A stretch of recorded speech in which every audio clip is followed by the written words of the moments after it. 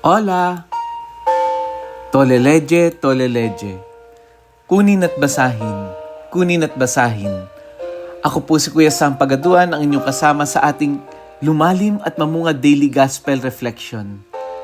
Ngayon ay September 1, 2025. Ang mabuting balita ng Panginoon ayon kay San Lucas.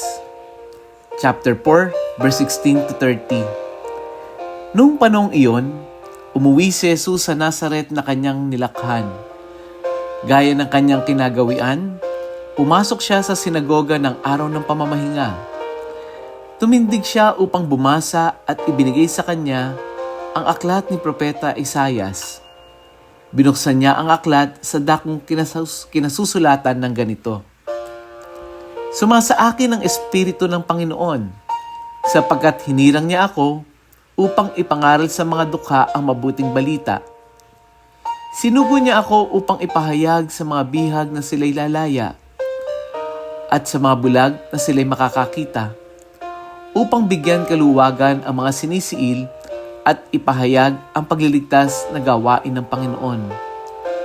Binalumbon niya ang kasulatan at matapos isauli sa tagapaglingkod, siya'y naupo.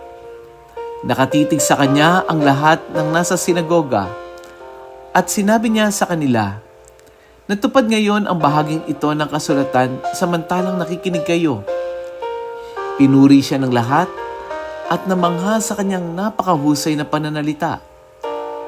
Hindi ba ito ang anak ni Jose?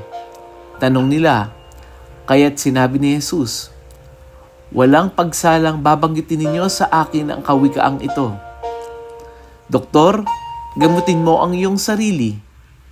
Sasabihin din ninyo sa akin, gawin mo naman sa iyong sariling bayan ang mga nabalitaan naming ginagawa mo sa Kapernaum. At nagpatuloy ng pagsasalita si Jesus. Tandaan ninyo, walang propetang kinikilala sa kanyang sariling bayan. Ngunit sinasabi ko sa inyo, maraming babaeng balo sa Israel noong kapanahunan ni Elias nang hindi umulan sa loob ng 3 taot kalahati at magkaroon ng matinding tagutom sa buong lupain. Subalit hindi sa kanino man sa kanila pinapunta si Elias, kundi sa isang babaeng balo sa Serepta, sa lupain ng Sidon. Sa dinami-dami na maketungin sa Israel noong kapanahunan ni Eliseo, walang pinagaling isa man sa kanila. Si Naaman pang taga-Syria ang pinagaling. Galit na galit ang lahat ng nasa sinagoga nang marinig ito. Nagtindigan sila at pinagtabuyan siyang palabas sa taluktok ng burol na kinatatayuan ng bayan upang ibulid sa bangin.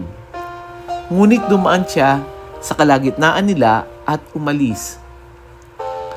Ang mabuting balita ng Panginoon.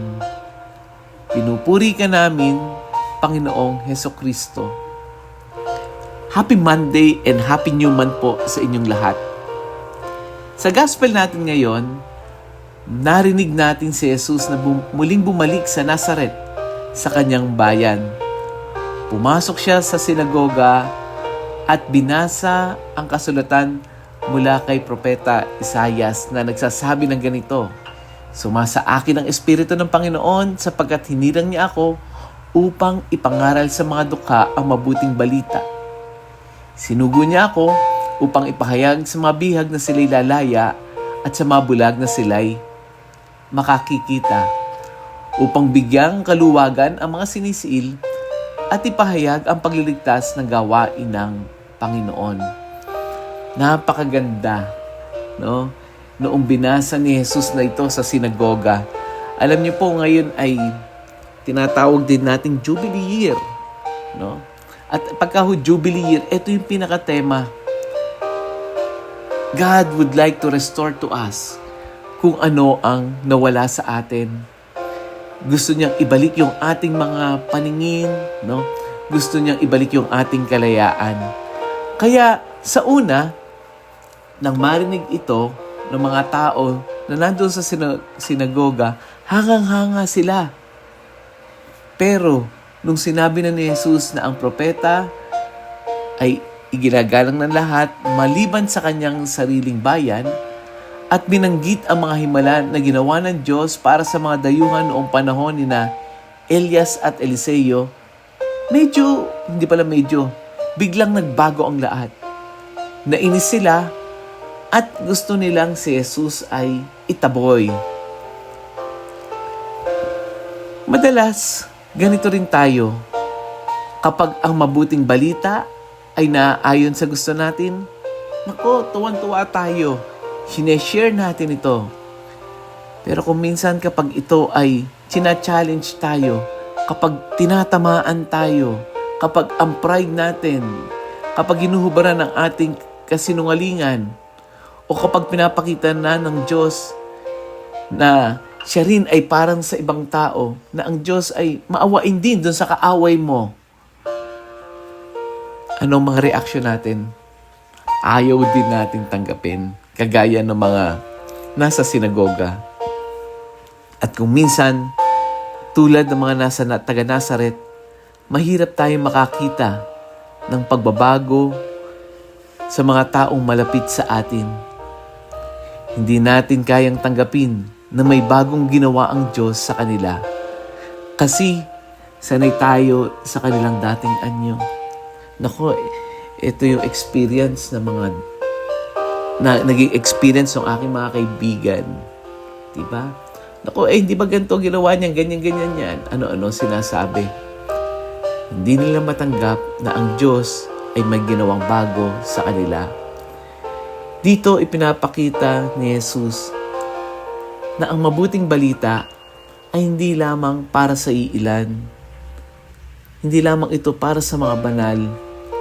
Hindi lamang para ito sa mga self-righteous, kundi ito ay para sa lahat. Kaya maririnig natin na gumawa rin si Jesus ng mga himala sa mga dayuhan.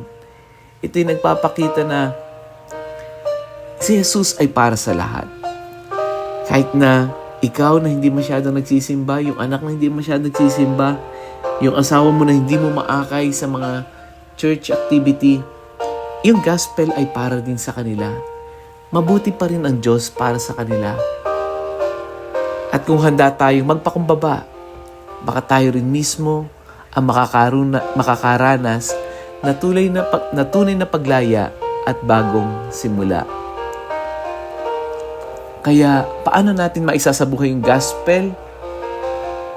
Una, tanggapin natin yung pagbabago ng iba. Kung may mga tao dati nating nakasamaan ng loob o may kahinaan, huwag natin silang ikahon. Hayaan natin gumawa ang Diyos ng bago sa kanila.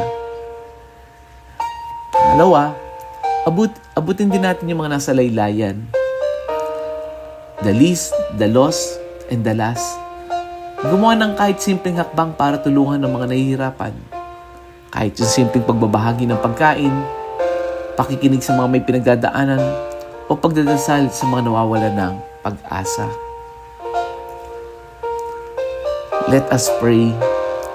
Lord, salamat sa iyong salita na nagbibigay sa amin ng liwanag at hamon. Turuan mo kami na huwag maging sarado, kundi maging bukas sa pagbabago at sa kapwa namin nangangailangan. Linisin mo ang aming puso mula sa pride at inggit at tulungan mo kaming maging tagapagdala ng iyong pag-ibig at kalayaan. Amen. Mga kapatid, I'm sure na nakatulong sa iyo yung pagninilay na ito. I-share natin yung audio gospel na ito, yung reflection na ito sa iba, sa GC natin, sa mga kapamilya natin, sa mga kaibigan natin. Hayaan natin na ang salita ng Diyos ay makarating sa mas maraming tao. Lagi nating tatandaan, buhay ang salita ng Diyos. Baka ito yung pangungusap na hinihintay ng mga kakilala natin medyo matigas. At syempre, huwag natin kakalimutan na i-follow si Kuya Sam Pagaduan sa mga social media para mas maraming pangpagninilay at mga inspirasyon ang ating madinig. Muli, ako po si Kuya Sam Pagaduan, nag-aanyaya. Halina, tayo ay lumalim at mamunga, lumalim sa pananampalataya at mamunga na mabubuting gawa. God bless us all.